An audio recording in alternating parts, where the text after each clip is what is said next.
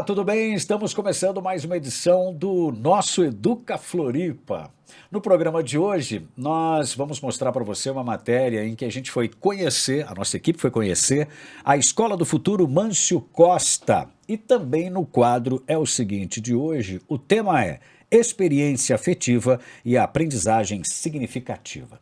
E hoje eu bato um papo bem bacana com a Regiane Testa. Tudo bom, Regiane? Tudo bem, Duran. Prazer ter você aqui com a gente. Eu que agradeço o convite. A Regiane Testa é coordenadora pedagógica da CEED. Regiane, conta pra gente quanto tempo aí você está atuando na educação? Eu atuo há 10 anos. 10 anos? Isso, sendo 9 anos na SEED. Eu comecei com um estágio obrigatório em uma outra conveniada também da prefeitura. Fiquei lá 1 ano e após isso eu fui para a SEED e estou lá até hoje. Há 10 anos atuando na educação, né? E hoje como coordenadora pedagógica da CEED. Isso, apenas 1 ano. Apenas 1 ano. Bom, a gente quer saber, o pessoal de casa quer saber o que é a CEED, né? Onde ela fica, qual a estrutura que ela tem? Conta um pouquinho pra gente. Tá bom. A SEED, ela fica localizada no bairro Monte Verde, no morro. E ela tem uma estrutura de 10 salas para educação infantil. Também temos, em média, umas 10 salas para o contraturno, que é o projeto. Temos um refeitório amplo, temos parque com casinha na árvore, temos lago com patinhos, temos horta também para as crianças plantarem, colherem e comerem o que elas plantam. Olha que legal. E temos um pátio também bem amplo, onde eles gostam de brincar, quadra de areia, ginásio, os banheiros. Uma estrutura bem grande aí para atender. Quantas crianças vocês atendem hoje? Na creche, nós atendemos 200 crianças. 200 crianças? No turno? E também tem 200 no total? 200 crianças no total. A nossa creche é integral. Ah, integral? Isso. Ah, ok. Mas o contraturno, que é o projeto, tem 160 crianças em média. Daqui a pouquinho, então, a gente vai entender qual, né, esse projeto do contraturno aí. Bom, e vocês acabam, essas 200 crianças, elas são do bairro ou vocês acabam atendendo outros bairros ao redor ali? Os bairros ao redor. Temos o Saco Grande e o João Paulo. E que vocês atendem ali na creche. Atendemos. Né? Quanto tempo a CERT atua hoje? Bom, a SED ela tem 32 anos, mas com a educação, em média, uns 20 anos. Ou um pouquinho mais, agora eu não consigo me recordar o número exato. Mas... Então vocês estão há 20 anos ali atendendo crianças de que idade? Agora é de 1 ano a 6. 6 anos, Isso. de 1 a 6 anos. Isso. Né? Bom, entrando na parte da educação, né? Vocês têm uma parceria com a Secretaria Municipal de Educação de Florianópolis, né? Que parceria é essa? Como é que funciona essa parceria? Então, a nossa parceria com a prefeitura, ela nos manda verbas para a gente contratar os nossos professores, que são contratados pela SEED, a verba para alimentação e para o nosso material pedagógico. Também o material pedagógico. Isso. Essa questão da contratação dos professores é uma prerrogativa de vocês lá, vocês é que são responsáveis, Isso. Não é uma indicação da secretaria. Ela manda a verba e vocês fazem essas contratações, né? E quando você fala de alimentação, segue a orientação nutricional da Secretaria Municipal de Educação de Florianópolis. Isso, exatamente. A nutricionista é da prefeitura. Tem acompanhamento de nutricionista, né? E quantas refeições são servidas ali? Né? É servido o café da manhã, a fruta, o almoço, a fruta da tarde e a janta. Que bacana. Regiane, vocês hoje trabalham muito forte com o bem-estar das crianças, né? Esse é o grande objetivo, esse é o grande foco hoje da CEED. Para isso, vocês contam com psicólogos, né? Além dos professores, contam com profissionais psicólogos e com terapias, né? Me chamou a atenção essa questão das terapias. Quais são essas terapias, né? O que são essas terapias? Vou te contar assim. Nós temos uma assistente social. Essa é contratada pela SEED. Os terapeutas são todos voluntários. Então, assim, nós temos demandas com as nossas crianças de que elas não se desenvolvem, de que elas passam por alguns traumas, que nisso a gente conversa com as famílias e a gente vai percebendo que famílias sofreram abusos e isso vai transmitindo para as nossas crianças. Então esse é o nosso cuidado em relação ao bem-estar da criança, para que ele fique bem ao nosso convívio. Então a nossa assistente social, ela conversa com essas famílias, ela chama daí os terapeutas, que daí ela vai vendo qual o encaminhamento melhor para o caso, né? Aí temos terapia com florais, aromaterapias, temos crânio sacral, terapeuta transpessoal, temos também médico homeopata. Então isso vai dependendo da necessidade da criança e da família. São todos voluntários, Todos. os profissionais aí que realizam essas terapias. Agora, como é que vocês detectam essa criança que chega com trauma, que chega com um problema? É durante a passagem dela pela creche ou ou é feita uma entrevista com a família para receber essa criança ou já chega com uma informação, um feedback de fora? Como é que vocês percebem isso, detectam isso? É um pouquinho de cada que você falou aí. Primeiramente, a professora da sala vai analisando o comportamento da criança, o desenvolvimento daquela criança, que daí vai nos trazendo e já vai nos preocupando. Aí nós chamamos as famílias, né, para uma conversa e que elas nos contam, daí elas nos trazem, né? Entrevista a gente não faz, Sim. né? Então vai surgindo.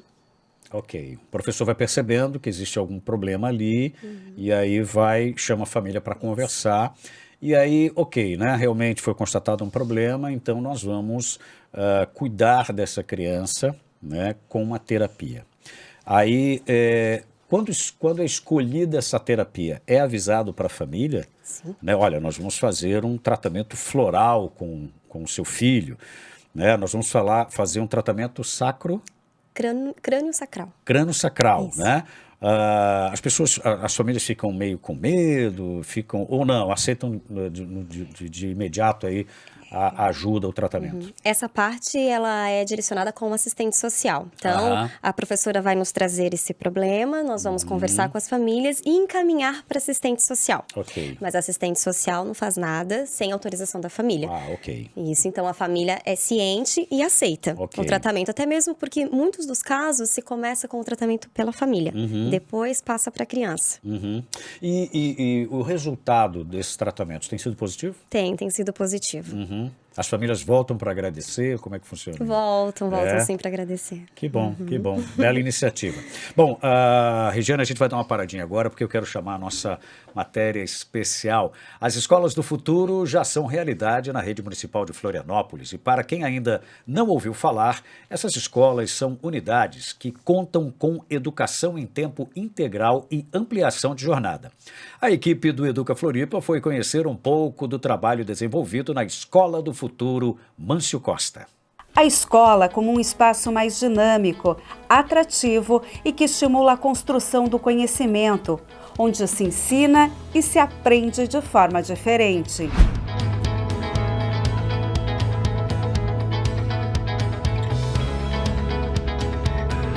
Essa é a proposta das Escolas do Futuro, implantadas pela Rede Municipal de Ensino de Florianópolis.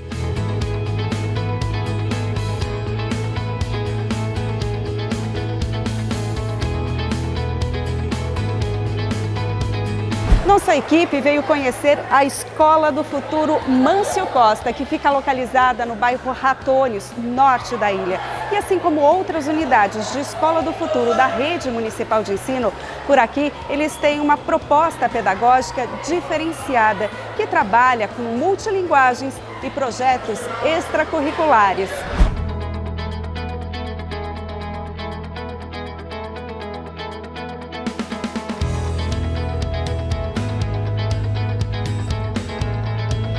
Isabel, vocês trabalham aqui as disciplinas curriculares, português, matemática, ciências, mas tudo é feito de uma forma diferente. Me explica um pouquinho.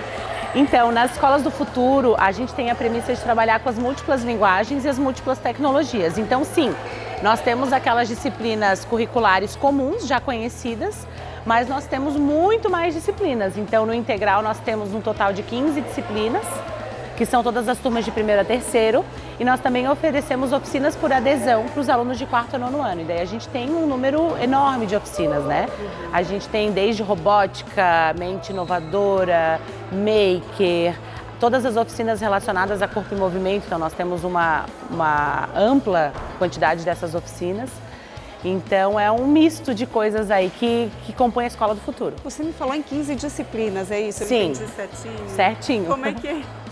Como é que é isso? Porque a gente lembra, me vem à cabeça agora os tradicionais, né? Isso. Quais são? Cita pra gente. Então, nós temos 15 disciplinas no integral, que é de 1º a 3º ano.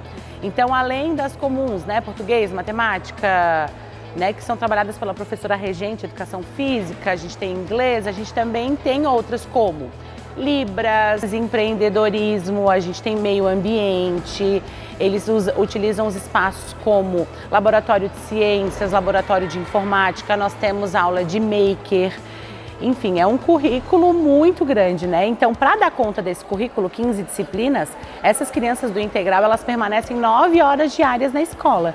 Então, eles ficam das 8 às 17 horas. E sempre entendendo que o prático, o teórico, o lúdico, eles têm que estar em movimento para a gente poder ter essa criança 9 horas na escola integral, porém com muita qualidade, com participação, com concentração. Qual é a idade desse estudante que fica em tempo integral aqui na Escola do Futuro Mâncio Costa? O integral, que é do 1º a 3º ano, ele pega aí crianças de 6, 7, 8 até 9 anos, dependendo de quando a criança faz aniversário.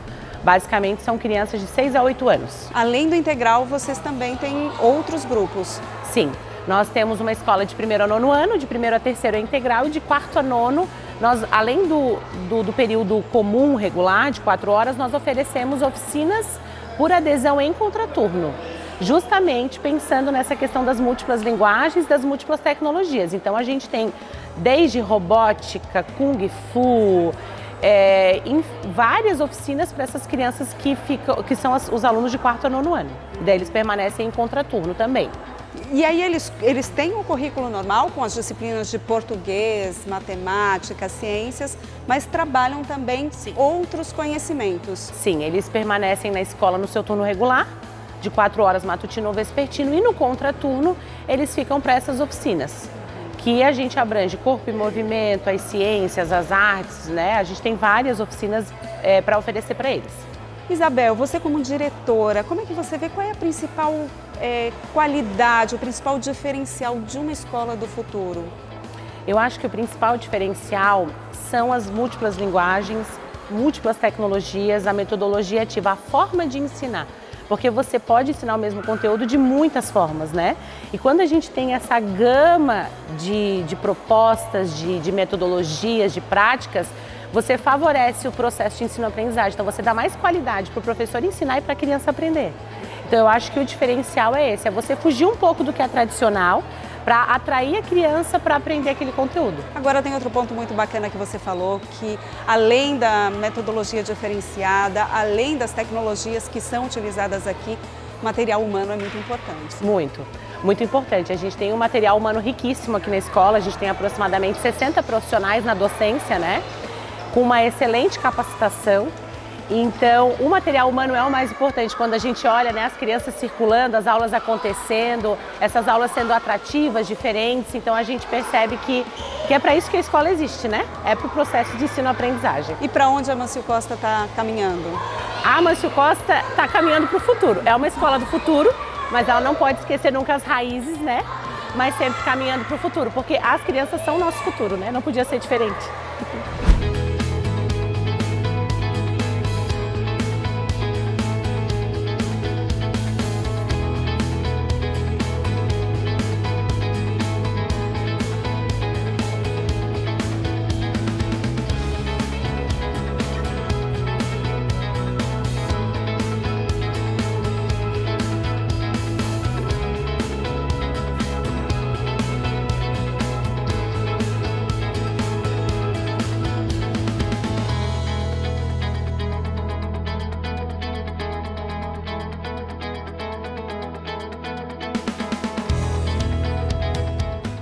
Tá aí, essa foi a nossa matéria especial. Conhecemos um pouquinho da Escola do Futuro. Mâncio Costa, de volta aqui com a Regiane, a nossa entrevista. Ela que é coordenadora pedagógica da CED. Bom, a gente estava falando sobre as terapias, né? E só para a gente concluir esse assunto, em que momento essa criança passa por essa terapia? É no contraturno? É no período que ela está na escola, como é na creche? É no período de atendimento da creche, né? Então, ali é os horários que as terapeutas conseguem estar, né? Porque são voluntárias. Geralmente, entre 9 até 3, 4 horas da tarde. Ah, ok. Então, essa criança sai da sala para para sua terapia, né? Bom, a professora explica para a gente o que é a oficina de sensibilização. Outro tema que me chamou a atenção. O que é essa oficina? Ela é um momento coletivo, onde todos os grupos, nós temos 10 grupos da creche na SED. Então, é um momento que todos vão para um salão. O salão é amplo, é um salão de teatro. Que grupos são esses? O grupo do G3 ao G6. Por idade. Por idade, vão todos juntos.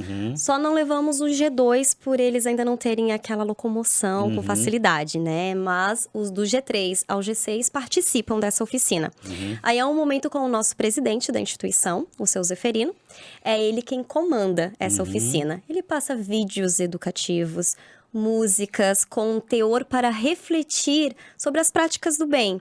Ele coloca ensinamentos de Jesus, músicas para eles dançarem também e para refletir mesmo sobre as ações. Até aproveitamos essa oficina para trabalhar os comportamentos agressivos, trabalhando o respeito com os colegas, que não se pode bater, de fazer o bem. Então, a gente também acaba usando essa oficina para trabalhar esse lado comportamental. E fica todo mundo quietinho? Quase 200 crianças ali? Todo Não. mundo junto? Não, né? Não ficam quietinhos. Tem que ser uma técnica muito bacana ali para poder chamar a atenção e prender a atenção desses pequenos, né? Sim. E a oficina de sensibilização, ela acontece qual frequência? Ela acontece na quarta-feira e na sexta-feira. São 2 vezes por semana. Isso. Na quarta-feira é esse momento assim, cadeiras, né, em círculos, onde né, as crianças veem esses vídeos, músicas, tem até apresentações, às vezes tem turmas que querem subir no palco e fazer uma apresentação para o restante, também é feito. E na sexta-feira é uma técnica de relaxamento, eles ficam em colchonetes, todos deitados, aí onde o seu Zeferino vai conduzindo para um relaxamento, para um descanso. Da garotada toda ali. Os professores também participam desse relaxamento? Também participam. Da roda e também do relaxamento. Isto. Que maravilha. Bom, a gente falou agora, que você comentou agora sobre o falar de Jesus, né? Aqui na creche vocês falam de Deus, né? Para as crianças, né? Mas sem envolver religião, né? Falam de Deus, falam de Jesus, mas não envolvem religião. A escola é laica, né? Agora, como é que funciona isso? Não é uma linha muito tênue assim, ou vocês conseguem trazer essa questão da divindade sem falar de religiosidade? Exatamente. A gente não impõe religião. Nós estamos situados numa casa espírita, né, onde o presidente da educação também é um dirigente espírita, mas não se envolve a religião. Os pais conhecem e sabem dessa nossa metodologia. Nós conversamos sobre Deus, sobre o que Ele criou, nos criou, e trabalhando o respeito em cima disso. Né? Então, a gente também usa Jesus como seus ensinamentos na prática do bem, no caminho de se evoluir como um ser individual, mas sem citar religião. Esse momento aí, ele acontece mais nessa oficina de sensibilização ou também em sala de aula? Em sala de aula, tem as professoras que gostam de fazer aquele momento de rodinha e fazer uma oração. Né? Então, entendemos que a oração do Pai Nosso ela é universal e não religiosa. Então, a maioria dos professores utilizam ela para iniciar a manhã. Entendi. Só para deixar claro para o pessoal de casa, não existe uma aula de religião, né? Existe um momento mais espiritualizado, né? Que ocorre nesse momento da oração do Pai Nosso na sala de aula, e também a questão da oficina de sensibilização, né? Que também encontra-se muito essa questão do bem-estar da criança e da evolução como pessoa, né? Pelo menos foi o que eu entendi aqui. Essas técnicas, tem uma técnica de relaxamento aí que eu achei bastante interessante também, dentro das que você falou, né? Que é a fluidoterapia, né? Eu até estava conversando aqui com a Regiane sobre, fora aqui, em off, né? Aqui nos nossos intervalos, sobre essa questão de que eu não conheço uma creche, né? Uma unidade escolar aqui em Florianópolis, que tenha essa questão, né, da terapia, o uso da terapia com os alunos e tal, né? Ela também não conhece, né? Acredito que é uma característica da creche lá do CED. Mas a fluidoterapia, né? Outra terapia que me chamou a atenção. O que é? Como é que ela funciona? Esse é o nosso diferencial na nossa instituição. A fluidoterapia, ela é um momento de imposição de mãos. É um momento que nós, na hora do momento da oração do Pai Nosso, fechamos os olhos, emanamos as nossas energias. Aí o seu Zeferino pede muito para emanar energia lá para casa, lá para a família, para quem está doente. Às vezes fazemos também para os hospitais, com as crianças doentes, internadas. Então, isso faz com que as crianças imposicionem as suas mãos e emanam boas energias, pensamentos bons, para se chegar até a pessoa. E quando ela é recebida, para receber, no caso, uma imposição de mãos, aí ela é alguém ali que está impondo as mãos na cabeça dela e transmitindo coisas boas, energia. Boas energias ali. É uma troca de energias. A fluidoterapia, ela acontece na oficina de sensibilização ou dentro da sala de aula? Ela acontece numa segunda-feira, em outra sala.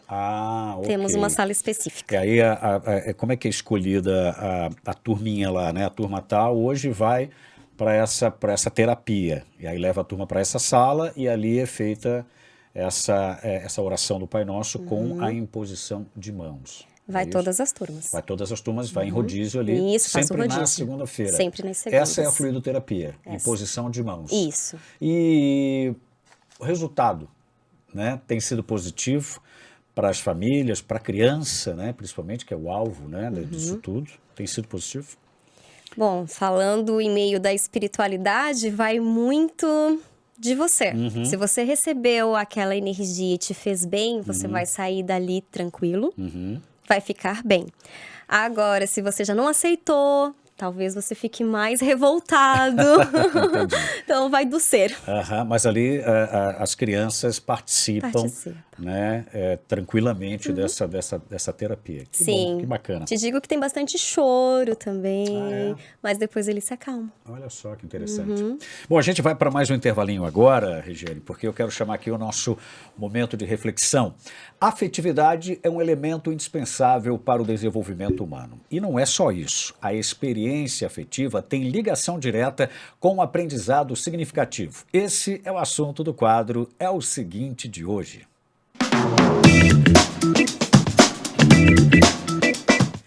É o seguinte, experiência afetiva. Rubem Alves tem uma frase que é linda e que diz assim: toda experiência de aprendizado se inicia com uma experiência afetiva. Afeto, afetare, vem do latim que é ir atrás, é movimento. A aprendizagem significativa, ela só vai acontecer quando eu tenho uma experiência afetiva.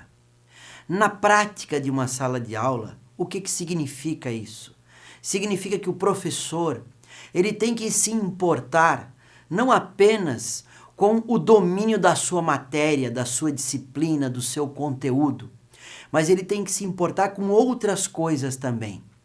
Alguns dizem o domínio do palco, o domínio da fala, mas tem outras coisas que ele tem que prestar atenção, que ele tem que olhar, que é o movimento que cada estudante faz naquele momento.